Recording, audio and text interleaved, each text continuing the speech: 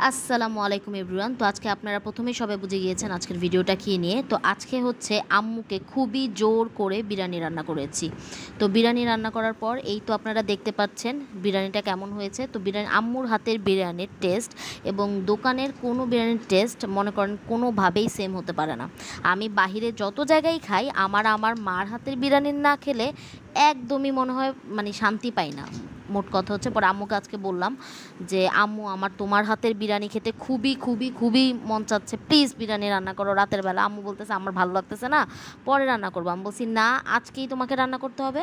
তো বিরিয়ানি তো দেখতেই পেলেন, এর সাথে আম্মু আমাকে সালাদ রেডি করে দিছে। এবং দোকানে এখন মোজো একদমই পাওয়া যায় না, তাদের বলে সাপ্লাই নেই। তো আজকে বাধ্য হয়ে আমরা কোকাকোলা আনলাম। একদম কোকাকোলা আনার পর কোকাকোলার টেস্ট এত বাজে হয়েছে যে কোকাকোলাও খাইতে মন চায় নাই, এত বিশ্রী টেস্ট হয়েছে। আমার মোজোই ভালো লাগে এখন।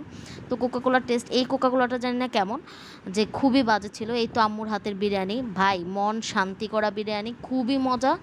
তো আম্মুর হাতের বিরিয়ানি এখন সবাই খাবে, তো আমি প্রথমে খেলাম। তো এই ছিল আম্মুর হাতের ফুল বিরিয়ানি। তো আম্মুর হাতের বিরিয়ানির আমি একটু মানে একদম ছোট করে একটা ভিডিও করে নিছি। আম্মুরে হাতে পায়ে ধরে বিরিয়ানি রান্না করছি। তো এই বিরিয়ানি আমাদের আজকে রাতেও খাবো এবং এমনকি কালকে দুপুরবেলাও হয়ে যাবে। তো দুই বেলার জন্য আমাদের একবার বেশি করে বিরিয়ানি রান্না করছে আম্মু আমার জন্য। তো আপনারা দেখতেই পারতেছেন আম্মুর হাতের বিরিয়ানির এই যে ভিডিও।